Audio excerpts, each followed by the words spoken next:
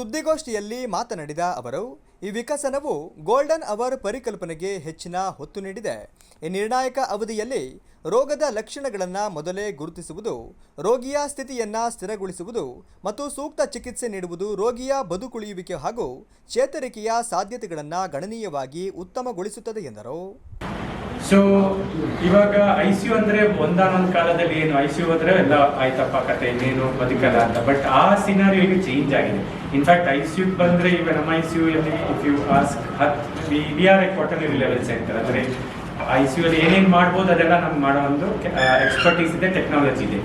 So if you look at our overall mortality 10 ಜನ ಬಂದರೆ 8 ಜನ 9 ಜನ ಸರ್ವೈವ್ ಆಗ್ತಾರೆ. So that has change. ಯಾಕೆ ಚೇಂಜ್ ಆಯಿತು? Because we have better expertise, training ಇದೆ, plus more importantly technology also catch up ಆಗಿದೆ. ಸೊ ಇವತ್ತು 20 years ಬ್ಯಾಕ್ ನಾನು ಟ್ರೈನಿಂಗ್ ಮಾಡಿದ್ದಕ್ಕೂ ಇವತ್ತಿಗೂ ಬಹಳಷ್ಟು ನಾವು ಪ್ರೋಗ್ರೆಸ್ ನೋಡ್ತೀವಿ. ಆ್ಯಂಡ್ ನಮ್ಮ ಯೂಸ್ ಮಾಡೋ ಮೆಷಿನ್ಗಳಾಗಿ ಅದನ್ನು ಮೋರ್ ಕಾಂಪ್ರಹೆನ್ಸಿವ್ ಆಗಿದೆ. ಮೊದಲೆಲ್ಲ ವೆಂಟಿಲೇಟರ್ ಅಂದರೆ ಒಂದು ದೊಡ್ಡ ಗಾತ್ರದ ಒಂದು ಮೆಷಿನು, ಬಟ್ ಇವಾಗ ವೆಂಟಿಲೇಟರ್ ತುಂಬ ಕಾಂಪ್ಯಾಕ್ಟ್ ಆಗಿದೆ. ಎಲ್ಲಿವರೆಗೂ ಅಂದರೆ ನಾವು ಪೋರ್ಟೇಬಲ್ ವೆಂಟಿಲೇಟರ್ ಬಗ್ಗೆ ಮಾತಾಡ್ತೀವಿ.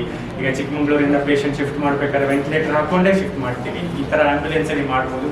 ಈವನ್ ಎಕ್ಮೋ ಅಂತ ಸಪೋರ್ಟು ನಾವು ಹಾಕ್ಕೊಂಡು ಶಿಫ್ಟ್ ಮಾಡುವಂಥ ಒಂದು ಎಬಿಲಿಟಿ ಇದೆ. ಸೊ ದಟ್ ಮೀನ್ಸ್ ನಮಗೆ ಟೆಕ್ನಾಲಜಿನೂ ಸಹಾಯ ಆಗಿದೆ ಡೆಫಿನೆಟ್ ಆಗಿ. ಯಾಕಂದರೆ ದೊಡ್ಡ ದೊಡ್ಡ ಗಾತ್ರದ ಮೆಷಿನ್ಗಳೆಲ್ಲ ಈಗ ಬಹಳ ಸಣ್ಣದಾಗಿದೆ. ಇವಾಗ ಅಲ್ಟ್ರಾಸೌಂಡೇ ತಗೊಳ್ಬೋದು. ಅಲ್ಟ್ರಾಸೌಂಡ್ ಇವಾಗ ಹ್ಯಾಂಡ್ ಹೆಲ್ಡ್ ಮೆಷಿನ್ ಬರುತ್ತೆ. ಇವಾಗ ನಾವು ಮುಂದೆ ಇನ್ನೊಂದು 5 ವರ್ಷ 10 ವರ್ಷದಲ್ಲಿ ನೀವು ನೋಡ್ಬೋದು, ಒಂದು ಚಿಕ್ಕ ಫ್ಯಾಮಿಲಿ ಡಾಕ್ಟರ್ ಫಿಸಿಷಿಯನ್ ಇವ್ನು ರುಟೀನ್ ಆಗಿ ಒಬ್ಬ MD ಡಾಕ್ಟರ್ ಹತ್ರನೂ ಒಂದು ಸಣ್ಣ ಅಲ್ಟ್ರಾಸೌಂಡ್ ಇರುತ್ತೆ. ಬಿಕಾಸ್ ಅದು ಸ್ವಲ್ಪ ಟ್ರೈನಿಂಗ್ ಬೇಕು, but training is very limited. ಸ್ವಲ್ಪ ಮಾಡಿದ್ರೆ ಅದ್ರ ಬಗ್ಗೆ ಬಹಳ ಮಾಹಿತಿ ಸಿಗುತ್ತೆ.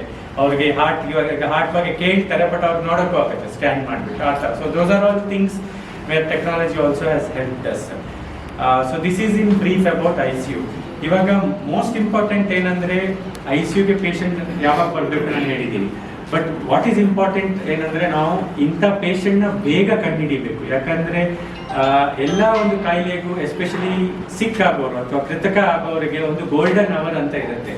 ಅಂದರೆ ಗೋಲ್ಡನ್ ಅವರ್ ಅಂದರೆ ಒಂದೇ ಗಂಟೆ ಅಂತ ಹೇಳ್ತಾ ಇಲ್ಲ, ಎಷ್ಟು ಬೇಗ ಪೇಷಂಟ್ ಕರೆಕ್ಟ್ ಸೆಂಟರ್ಗೆ ಬರ್ತಾರೆ ಅಷ್ಟು ಬೇಗ ಪೇಷಂಟ್ನ ನಾವು ಟ್ರೀಟ್ ಮಾಡ್ಬೋದು, ಸರಿಪಡಿಸ್ಬೋದು. ಯಾಕಂದರೆ ಇವಾಗ ನೀವು ಸ್ಟ್ರೋಕಲ್ಲಿ ಕೇಳಿರ್ಬೋದು, ಗೋಲ್ಡನ್ ಅವರ್ ಅಂತ ಹೇಳ್ತೀವಿ. ಈಗ ಎಷ್ಟು ಬೇಗ ಬರ್ತಾರೆ ಅಷ್ಟು ಬೇಗ ಆಲ್ಮೋಸ್ಟ್ ಫುಲ್ ರಿವರ್ಸ್ ಮಾಡುವಂಥ ಕೆಪಾಸಿಟಿ ಇರುತ್ತೆ. ವಿದಿನ್ 3 hours ಅಂತ ಹೇಳ್ತೀವಿ. ಹಾರ್ಟ್ ಅಟ್ಯಾಕ್ಗೇನೋ ಅಷ್ಟೇ ವಿದಿನ್ 60 minutes ಅಂತ ಹೇಳ್ತೀವಿ.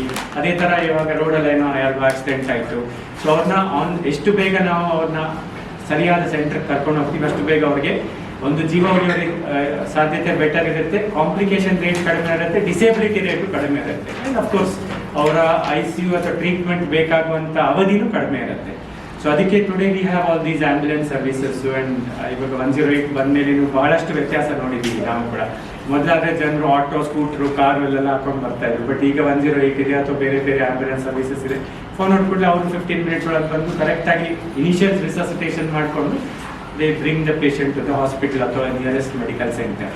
So that is very important. So now ಪ್ರತಿ ನಿಮಿಷವೂ ನಿರ್ಣಾಯಕ ಬದುಕಿನ ಭರವಸೆಯಾಗುತ್ತಿದೆ ಕ್ವಾಟರ್ನರಿ ಕ್ರಿಟಿಕಲ್ ಕೇರ್. ಕಳೆದ 2 ದಶಕಗಳಿಂದ ತುರ್ತು ನಿಗಾ ವೈದ್ಯಕೀಯ ಕ್ಷೇತ್ರವು ಒಂದು ಮಹತ್ತರವಾದ ಬದಲಾವಣೆಗೆ ಸಾಕ್ಷಿಯಾಗಿದೆ. ಒಂದು ಕಾಲದಲ್ಲಿ ತೀವ್ರ ನಿಗಾ ಘಟಕದ ಒಳಗಿನಿಂದಷ್ಟೇ ಆರಂಭವಾಗುತ್ತದೆ ಎಂದು ಭಾವಿಸಲಾಗಿದ್ದ ಈ ತುರ್ತು ನಿಗಾ ಚಿಕಿತ್ಸೆಯು ಇಂದು ರೋಗ ಅಥವಾ ಗಾಯ ಸಂಭವಿಸಿದ ತಕ್ಷಣ ಆ ಸ್ಥಳದಿಂದಲೇ ಅತ್ಯಂತ ಮುಂಚಿತವಾಗಿ ಪ್ರಾರಂಭವಾಗುತ್ತದೆ ಎಂದು ಮಣಿಪಾಲ್ ಆಸ್ಪತ್ರೆಯ ಮುಖ್ಯಸ್ಥರಾದ ಡಾಕ್ಟರ್ ಸುನಿಲ್ ಕಾರಂತ್ ಅವರು ತಿಳಿಸಿದರು.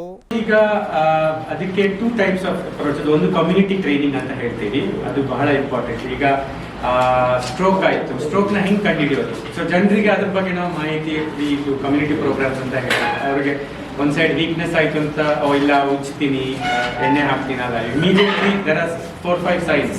ಸೊ ಅದನ್ನು ನಾವು ಒಂದು ಕಮ್ಯುನಿಟಿಗೂ ರೀಚ್ ಔಟ್ ಆಗ್ತೀವಿ, ಪ್ಲಸ್ ಫ್ಯಾಮಿಲಿ ಡಾಕ್ಟರ್ಸ್ಗೂ ನಾವು ಅದ್ರ ಬಗ್ಗೆ ಮಾಹಿತಿ ತಿಳಿಸ್ತೀವಿ. ಅವ್ರಿಗೆ ಟ್ರೈನಿಂಗ್ ಪ್ರೋಗ್ರಾಮ್ಸ್ ಅದೆಲ್ಲ ಇರುತ್ತೆ. ಇವಾಗ ನೀವು ಕೇಳಿದ ಪ್ರಶ್ನೆ, ಹೆಂಗೆ ನಾವು ಇವತ್ತಿನ ಜಗತ್ತಲ್ಲಿ ಕಮ್ಯುನಿಕೇಟ್ ಮಾಡೋದು ಕಷ್ಟ ಇಲ್ಲ. ಇವಾಗ ಫೋನ್ ಮೂಲಕ ಇರ್ಬೋದು ಅಥವಾ ಸೊ AI-ಗಿಂತ ಫಸ್ಟ್ ಸ್ಟೆಪ್ ಈಸ್ ನಾವು ಐಡೆಂಟಿಫೈ ಮಾಡಿ ಅವ್ರಿಗೆ ನಾವು ಸೊ ಏನು ಮಾಡ್ತೀವಿ, ಆಂಬ್ಯುಲೆನ್ಸ್ ಅವ್ರ ಹತ್ರ ಟಚ್ಗೆ. ಈಗ if they call and say, ಈಗ ನಮ್ಮದೇ ಆಂಬ್ಯುಲೆನ್ಸ್ ಆದರೆ ನಮ್ಗೆ ಗೊತ್ತು, ನಮಗೆ ಲೈಕ್ ಅವರು ವಿ ಹ್ಯಾವ್ ಅ ಕ್ಯಾಮರಾ. ಸೊ ಕ್ಯಾಮರಾಯಿಂದ ನಮ್ಮ EMT technician, ambulance technician will connect to ನಮ್ಮ ಕಮಾಂಡ್ ಸೆಂಟರ್ ಕನೆಕ್ಟ್ ಮಾಡ್ಕೊಂಡು ಬರ್ತಾರೆ. ಇಲ್ಲ ಯಾರಾದರೂ ನಮಗೆ ಪ್ರೀ ಎಕ್ಸಿಸ್ಟಿಂಗ್ ಇನ್ಫಾರ್ಮೇಷನ್ ಇದ್ದರೆ ನಾವು ಅವ್ರ ಜೊತೆ ಕನೆಕ್ಟ್ ಮಾಡಿ ಇವಾಗ ಫೋನ್ ಮೂಲಕನೇ ಮಾಡ್ಬೋದು, ವಿಡಿಯೋ ಕಾಲ್ ಮಾಡ್ತಾರೆ. ಆ್ಯಂಡ್ ಆನ್ ಸೈಟ್ ಅವ್ರಿಗೆ ಏನೇನು ಬೇಕು ನಾವು ಗೈಡೆನ್ಸ್ ಕೊಡ್ತೀವಿ. ಅವ್ರಿಗೆ ಟ್ರೈನಿಂಗ್ ಏನೇ ಇರುತ್ತೆ, EMT ಟೆಕ್ನಿಷಿಯನ್ ಅವ್ರಿಗೆ ಬೇಸಿಕ್ ಟ್ರೈನಿಂಗ್ ಚೆನ್ನಾಗಿರುತ್ತೆ. ಸೊ ಅವ್ರನ್ನ ಮಾಡ್ತೀವಿ. ಒಂದೊಂದ್ಸಲ ನಮಗೆ ಇಂಟರ್ ಹಾಸ್ಪಿಟಲ್ ಟ್ರಾನ್ಸ್ಫರ್ ಇದ್ರೆ, ಈಗ ಇಲ್ಲಿಂದ ಪೇಷಂಟ್ ಚಿಕ್ಕಮಗಳೂರು ಒಂದು ಹಾಸ್ಪಿಟಲ್ ಆಲ್ರೆಡಿ ಸ್ಟೆಬಿಲೈಸ್ ಮಾಡಿದ್ದಾರೆ, ಅಥವಾ ನಮ್ಮ ಟೀಮ್ ಬಂದು ಸ್ಟೆಬಿಲೈಸ್ ಮಾಡಿದ್ರೆ ಇಲ್ಲಿಂದ ಅಲ್ಲಿಗೆ ಮೂವ್ ಮಾಡಬೇಕಾದ್ರೆ with the doctor full ಫ್ಲೆಜ್ ACLS ambulance ಇಟ್ಕೊಂಡು ಮಾಡ್ತೀವಿ. ಇವಾಗ AI ಸಹಾಯ ಎಲ್ಲಿ ಬರುತ್ತೆ ಅಂದ್ರೆ, ಒಂದು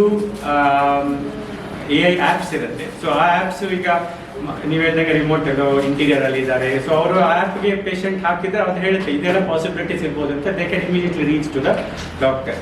ನಮಗೆ ನಮ್ಮ ಲೆವೆಲಲ್ಲಿ AI ಹೆಲ್ಪ್ ಹೆಂಗಾಗುತ್ತೆ ಅಂದರೆ, ಜಜ್ಮೆಂಟ್ ಬೇಸ್ಡ್ ಇದು ನಮ್ಮದು, ಎಸ್ಪೆಷಲಿ ಕೃತಕ ಘಟಕದಲ್ಲಿ ನಮ್ಮದು ಮೇನ್ ಇದು ಡಿಸಿಷನ್ಸ್ ಸ್ಪ್ಲಿಟ್ ಸೆಕೆಂಡ್ ಇರುತ್ತೆ. ಸೊ ಅಂಥದ್ರಲ್ಲಿ ಕೆಲವು ಮಾಹಿತಿಗಳು ನಮಗೆ ಸಿಗಲಿಲ್ಲ ಮಾಡಲಿಲ್ಲ ಆದರೆ AI ಮೂಲಕ we are able to get that information. ಅಂದರೆ ನಾನು ವೈಜ್ಞಾನಿಕ ಇನ್ಫಾರ್ಮೇಶನ್ ಹೇಳ್ತಾ ಇಲ್ಲ, ಈಗ ನಿಮ್ಗೆ ಗೊತ್ತಿರೋ ಪ್ರಕಾರ ಆಧಾರ್ ನಂಬರ್ಗೆ ಗೌರ್ಮೆಂಟ್ ಅವರ ಆಭಾ ನಂಬರ್ ಅಂತ ಇದೆ. ಸೊ ಇಫ್ ಅದೊಂದ್ಸಲ ಫುಲ್ ಫ್ಲೆಜ್ಡ್ ಆದಾಗ ನೀವು ದೇಶದಲ್ಲಿ ಎಲ್ಲಿ ಹೋದ್ರೂ ನಿಮ್ಮ ವೈದ್ಯಕೀಯ ಮಾಹಿತಿ ಇರುತ್ತೆ, ಮೆಡಿಕಲ್ ಇನ್ಫಾರ್ಮೇಶನ್ ಇರುತ್ತೆ. ಸೊ ಈ ಗಡಿಬಿಡಿಯಲ್ಲಿ ಫ್ಯಾಮಿಲಿಗೆ ಏನೋ ಹೇಳಕ್ ಮರ್ತೋಗ್ಬೋದು, ಅವ್ರಿಗೆ ಹಾರ್ಟ್ ತೊಂದರೆ ಇತ್ತು, ಅವ್ರಿಗೆ ಆ ತೊಂದರೆ ಇತ್ತು, ಈ ತೊಂದರೆ. ಸೊ ಅದು ನಾವು ಓಪನ್ ಮಾಡಿದಾಗ ಅದೆಲ್ಲ ಬರುತ್ತೆ. ಸೊ ಮುಂದೆ ಇನ್ನೊಂದು 5 years ಅಲ್ಲಿ ಬ್ಯಾಕ್ಗ್ರೌಂಡ್ ಇನ್ಫಾರ್ಮೇಶನ್ ಇರುತ್ತೆ, ಅದ್ರ ಮೂಲಕ ನಾವು ಅಫ್ಕೋರ್ಸ್ ಇವ್ಯಾಲ್ಯೂಯೇಷನ್ ಮಾಡ್ತೀವಿ. ಪ್ಲಸ್ AI ಸಹಾಯದಿಂದ ಅವರ್ ಡಿಸಿಷನ್ ಮೇಕಿಂಗ್ ಬೆಟರ್ ಆಗುತ್ತೆ. That's the main advantage of AI. Because ಏನಾಗುತ್ತೆ, ಒಂದೊಂದ್ಸಲ ಈ ಡಿಸಿಷನ್ ಸ್ಪ್ಲಿಟ್ ಸೆಕೆಂಡಲ್ಲಿ ಮಾಡುವಾಗ we may miss judgemental errors ಆಗ್ಬೋದು. ಸೊ ಆ ಎರರ್ನ ಡೆಫಿನೆಟ್ಲಿ ಕಡಿಮೆ ಮಾಡೋಕ್ಕೆ AI help us a lot.